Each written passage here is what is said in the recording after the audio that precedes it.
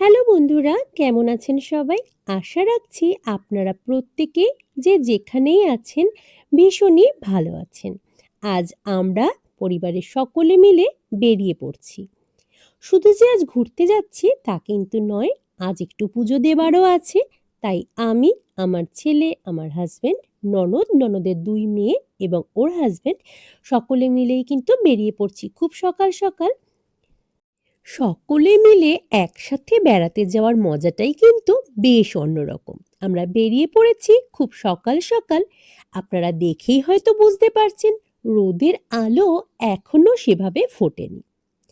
আমরা যাচ্ছি অনেকটা দূর। আর এই যে পথঘাট এগুলো কিন্তু আমাকে বরাবরই ভীষণ কাছে টানে।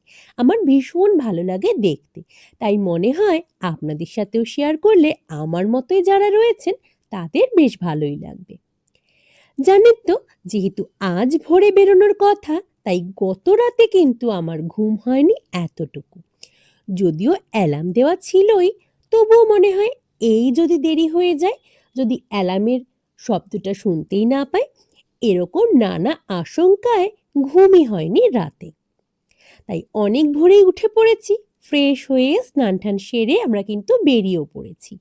দেখতে দেখতেই পেরিয়ে এসেছি অনেকটা পথ। আরও কিছু দূর এগোলেই আমরা পৌঁছাবো আমাদের গন্তব্যে। আজ যেখানে চলেছি সেখানে বেশ কয়েক বছর আগে এসেছি আমি। ভীষণ পছন্দের জায়গাটা আমার। তাই আজও যখন বেরিয়ে পড়েছি শুধুই মনে হচ্ছে কতক্ষণে সেখানে গিয়ে পৌঁছাবো। খুব আনন্দ হচ্ছে মনে মনে, কারণ এই রকম জায়গাগুলো বরাবরই আমাকে ভীষণ কাছে টানে। আর এই যে রাস্তার পরিবেশ, এর আগের অনেক ভিডিওতেই আমি কিন্তু আপনাদের সাথে শেয়ার করেছি। এগুলো আমার বরাবরই ভীষণ প্রিয়। গাড়িতে থেকে বাইরের সমস্ত দৃশ্যগুলোকে আত্মস্থ করা। আমরা অনেকটাই চলে এসেছি, আর অল্প সময়ের মধ্যে আমরা কিন্তু পৌঁছে যাব আমাদের গন্তব্যে। আজ কথায় কথায় আপনাদের তো জানাতেই ভুলে গিয়েছি আমরা কোথায় পুজো দিতে এসেছি। আমরা পৌঁছেও গিয়েছি আর ইতিমধ্যে নেমেও পড়েছি গাড়ি থেকে। আমরা এসেছি চিনার পার্কে অবস্থিত লোকনাথ বাবার মন্দিরে। এর আগে যতবার এসেছি মন্দিরের সামনে লাইন থাকতো চোখে পড়ার মতো।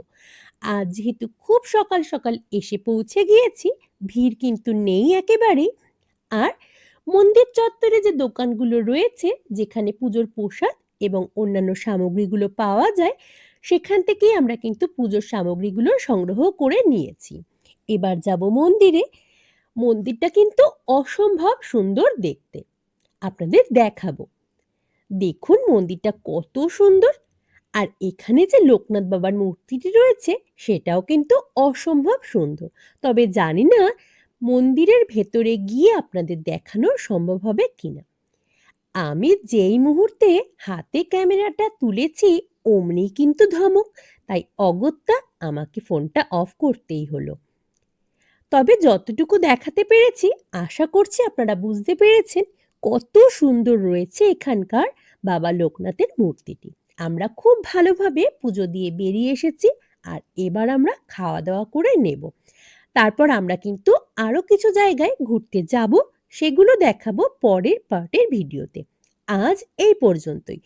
বড্ড খিদে পেয়ে গেছে, এখন খাওয়া দাওয়া করে এখান থেকে বেরিয়ে পড়ব। আপনাদের সঙ্গে দেখা হবে নতুন ভিডিওতে। ততক্ষণের জন্য সকলে খুব ভালো থাকবে।